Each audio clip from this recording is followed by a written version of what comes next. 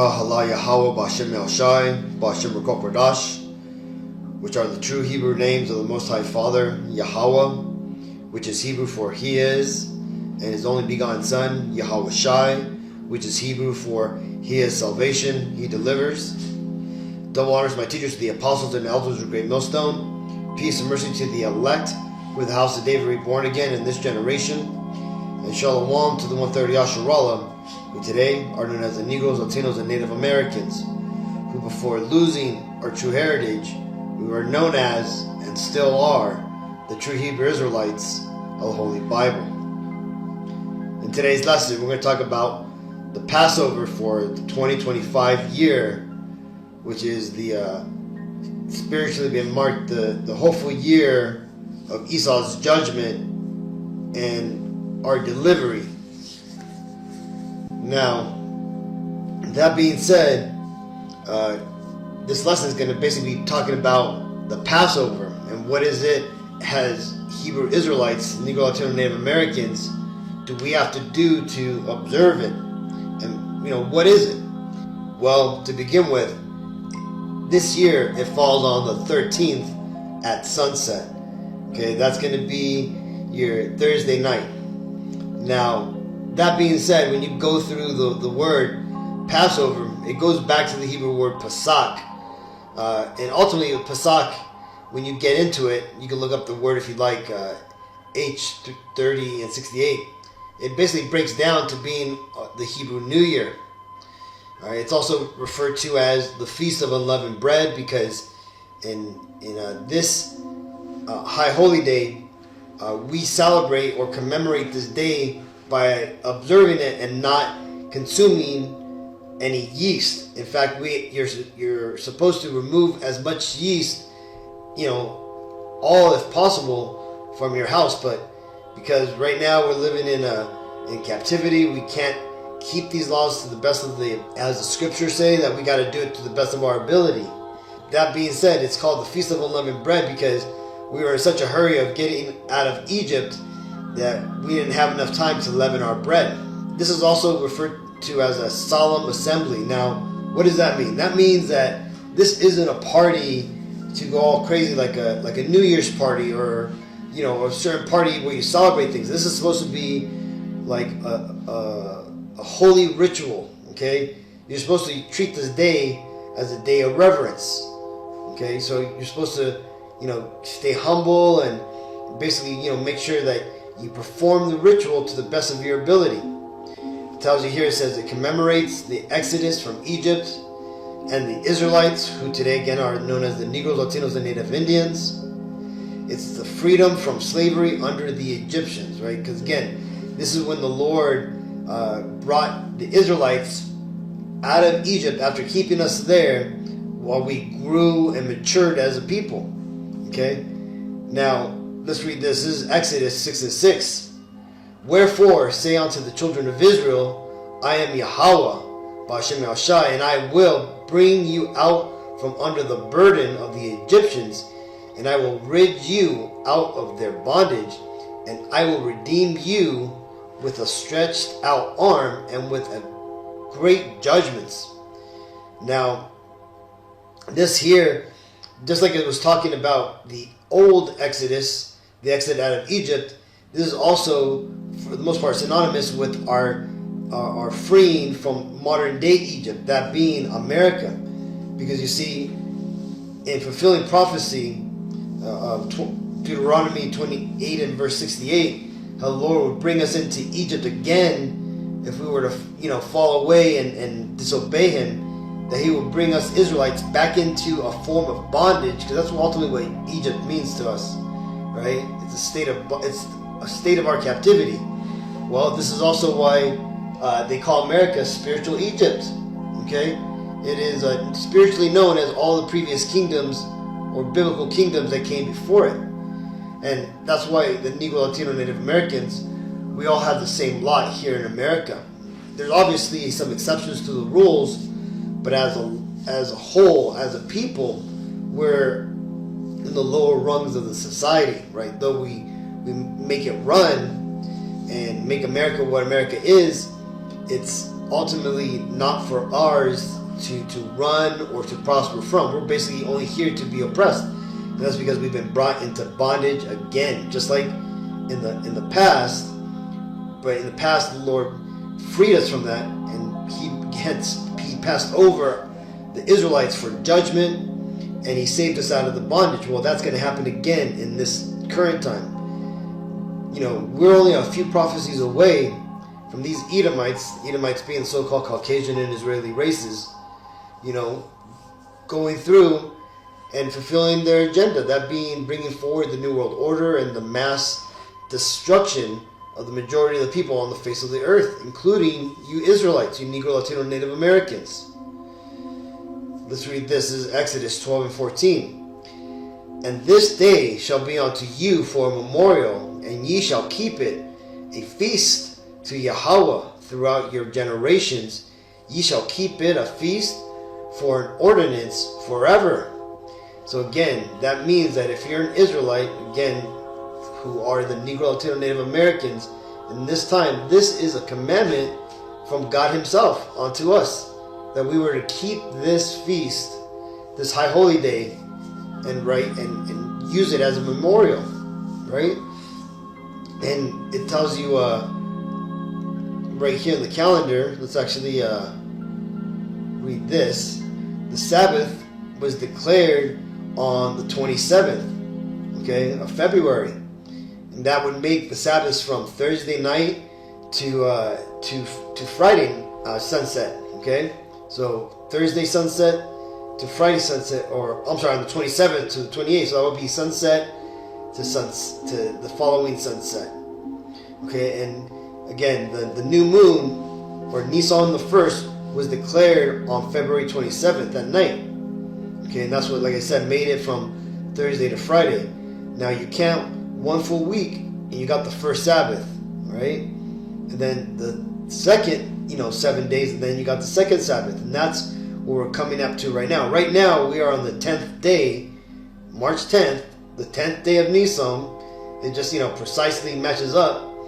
And then on Thursday, the 13th at night, when at 6 a.m., when the sun sets and the night starts, that's when Passover is going to start. Now, crazy enough, that's also when there's going to be a blood moon.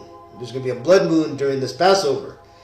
So again, remember, Akim, these signs in the heavens, the celestial, alignments, these aren't just coincidences, okay?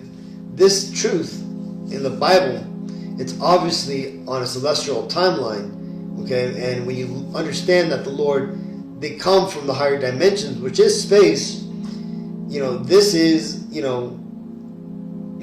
par for the course, and you need to understand about, what days are going on. And when you see phenomena like the blood moon that's going to happen on the Sabbath, understand that there's, spiritual reasoning behind that.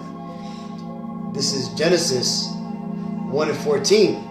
And God said, let there be lights in the firmament of the heaven to divide the day from the night, and let them be for signs and for seasons and for days and years. So there you go. See, so like I said, these spiritual signs that we get when the planets line up, or when there's a special type of moon, these are all things to consider and understand that, we're going into a season of great judgment. Just look at what's happening right now in the economy with America. For the most part, the stock market is crashing, and nobody's really talking about it yet, right? You have, and they're going to try to, pin it on Doge and Trump, putting these tariffs on society. But ultimately, it's going to be because they're shutting down this old economy, this old system, to bring forward the New World Order, and with it, the mark of the beast and more prophecies being fulfilled. But to get through all that, Akim, this is why we have to observe these high holy days, so that we could get the spiritual armor by, following what the Lord wants us to do.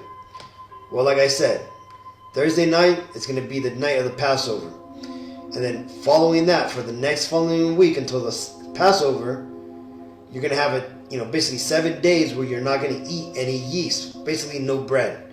No bread or any thick soups, things like that. And again, this is all because it is commanded of us, right? It tells us here that it says general observance points. It says starts on the 14th day of Nisan in the evening. So again, basically second Sabbath. It says on this day, well, I myself do, I read Exodus 12 during the Passover ceremony. Okay, it says remove all yeast from your home during your Passover week, and eat no leaven, right? No yeast for a week. Roast lamb with fire only, and eat. Use a barbecue grill. Probably the easiest way to do this. On Passover evening, break no bones of the lamb. Eat with unleavened bread and bitter herbs. I recommend horseradish. It says eat in haste and with your garments on. So again, this isn't a luxury meal or a meal that you can just eat there on your sofa. No, you gotta be fully dressed, and you gotta eat it in haste. There's no time to just sit around and do all these things, right? You gotta get the ceremony out of the way, and if later on you want to eat other foods or whatever and then relax with the family, friends, Akim, then that's all well and good. But again, this is how we've always treated this, is you treat the Passover meal as a ceremony, and you perform the works as the scriptures say, right? Do it in haste. Hence having your shoes on and your staff ready. I'm not saying that you literally have to have staff, with you, but at least have your garments on. Be fully dressed, right? No pajamas, no socks, things like that. It says throw away all food or burn it by the next morning. So basically, when you're done, you gotta just collect everything. If you're using paper plates, whatever, but collect everything. Don't leave any food. If you're using a little bit of cream out of a cream container that you bought, throw away the whole container. Don't save anything. No sauces, nothing. Anything that you use to make the meal, you throw it away, right? Because again, it's not food. Think of it as items for a ritual, which is what it literally is. So it says throw away all the food or burn it if you have a fire pit or a way to incinerate that food. You want to do that, or simply just put it out of the trash. It says do no work on the first day of the Passover week. Only Hebrews can eat the Passover ritual meal. So again, if you're performing this, and all of a sudden here comes your auntie or neighbor, totally not into this truth at all, don't even believe in the Bible, they cannot share your food. They can't have a bite. They can't fix themselves a plate. That's not for them. Okay, this is a totally separate type of meal. Now, that being said, the Passover, it's the first of the 7 high holy feasts, okay? And it starts again mid-Nisan, which is again, Nisan is the first month of the Hebrew, lunar calendar. And that's what you're seeing here in the white, right? This is the lunar calendar that the Hebrew Israelites that we observe. And the black line here is the Gregorian calendar, which currently the Esau's world observes. So again, between March and April, you have Nisan, and Passover, for the most part, is going to be the first of the 7 holy feast, right? And it goes on for a week. And like I said, it basically commemorates when the Lord started to bring the plagues on these heathens, these Egyptians, and because they weren't letting us go. And this is exactly what's going to happen to America, right? The Lord is going to start bringing plagues upon America. In fact, He already is bringing plagues upon America. This is why you're seeing a lot of death, a lot of judgment going on, right? And this is why ultimately we got to perform this ritual, right? We got to perform ceremonies so that way we get passed over during these times of judgments, which, again, if you've been paying attention to the news, you've been seeing a lot of news regarding, friends going to, hotels and then all ending up dead, people disappearing, people, getting in car accidents, all these things, right? We're hearing all of these horrible judgment stories, but again, it's the Lord doing His work, right? Making sure people get what they deserve. Now, just as the Passover was known originally for being the time when the Lord passed over us, and again, it was the Messiah himself, right, who was the angel of death that went through and gave out that judgment upon the firstborn. So just so that way you know. Now, just as the Passover is known for the Exodus, right, it's also known for the Passover, the Messiah. Because you see, when the Messiah came, he ultimately observed the Sabbath before he had to go and be crucified, right? He had to go through and do his job. Now, what will you need for the Passover? Well, just lamb, straight up lamb. If you could get lamb without any bones, even better. That way there's less chance of breaking any bones. But just get it, if it's just you, or you and like your lady, or you and your kid, just get a lamb steak. They ain't that much. They're about like $15-$20. But all you got to do is take it out to like a barbecue. You go buy yourself a little tiny barbecue if you don't have one, right? They're only like $30 or whatnot. But you could even just do it on any old barbecue. Just go wash it out, clean it, put a little bit lemon on the grill, and you just basically cook the lamb. 350 depending on the size, but usually 350 for about like 30-40 minutes. And you definitely want to make sure it's fully cooked, and you do not put any salt, you don't put any oil, nothing on it. You just cook it raw, right? Cook it until from raw to well cooked, okay, like what you see in this photo here. Besides that, then you're going to get unleavened bread. The easiest way to get unleavened bread is just simply go down to your Israelite market and just buy corn tortillas, right? And when you look at them, usually you're going to buy the cheapest ones, because the cheapest ones tend to be the ones with the less ingredients, okay? You just want just corn, masa, and that's it, right? Make sure it does not have yeast, because sometimes they're putting yeast or wheat into these corn tortillas. So, but either way, corn tortillas are probably the easiest unleavened bread for you to get. And then as far as the bitter herb, this could be garlic, it could be onions, it could be all bunch of different type of bitter herbs.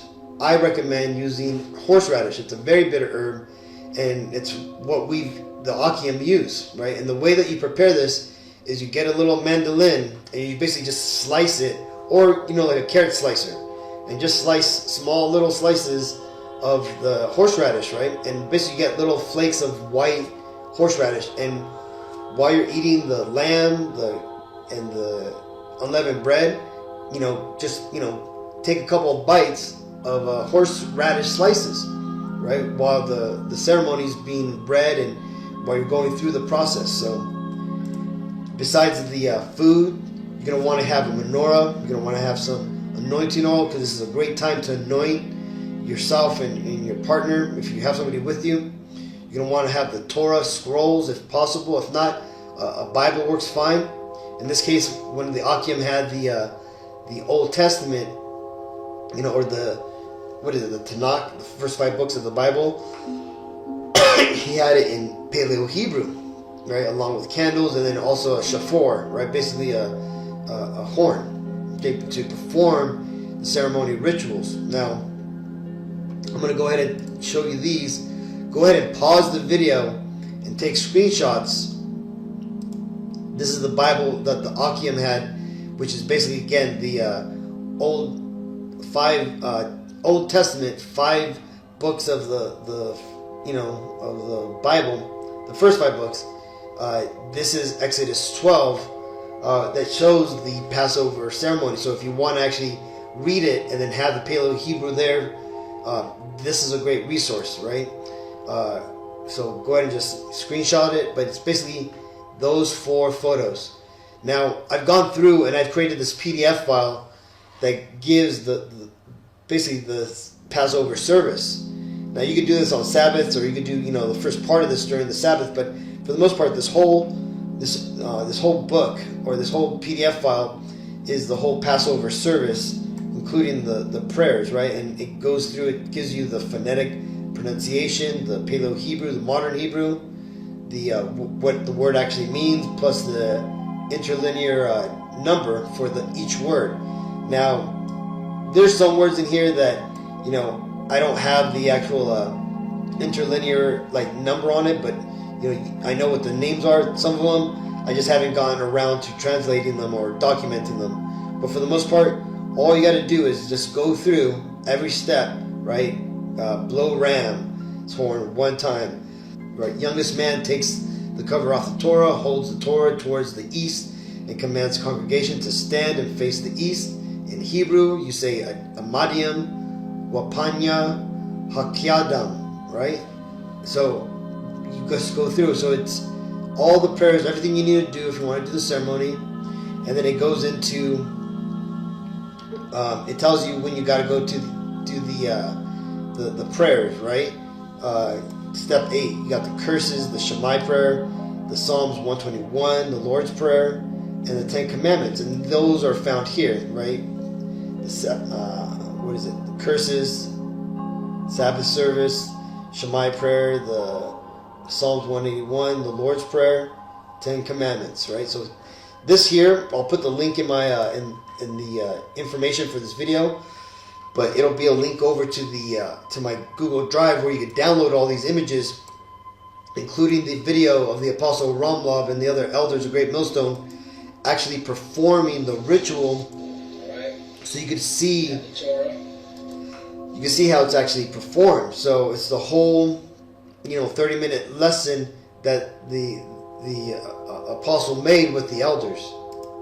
So that being said, enjoy the Sabbath, Akim. Remember, this is the day that we remember, all the things that we had to go through and how the Lord ultimately saved us, or our ancestors back in the day, and how He's going to save us in these times.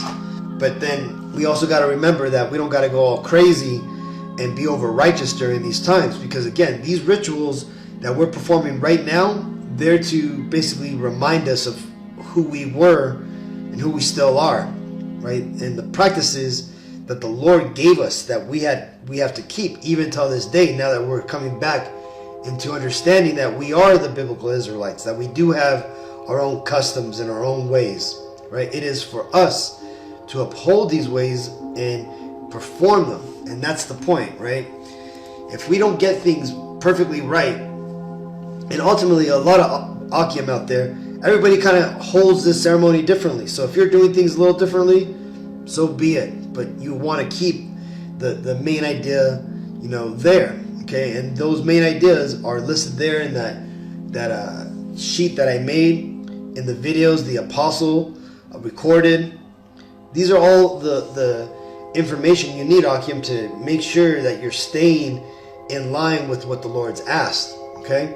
And remember, again, if you don't get everything the exact right, you don't get the right cut of meat, you don't get the right bitter herb, don't worry about it, right? Do the best that you can, okay?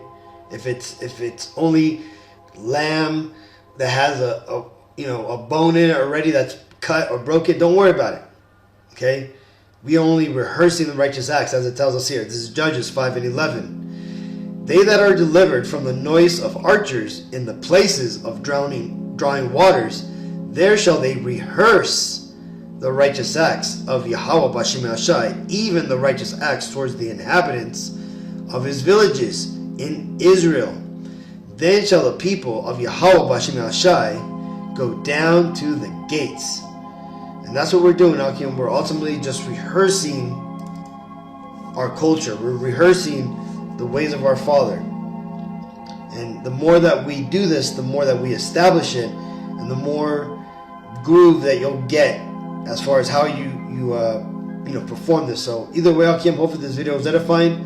Hopefully you'll find this information helpful. If you have any questions, go and place them in the comment board. But until then, let's give all honor and glory and praises to Yahawah, B'Hashem Yahushai, B'Hashem QADASH. Shalom.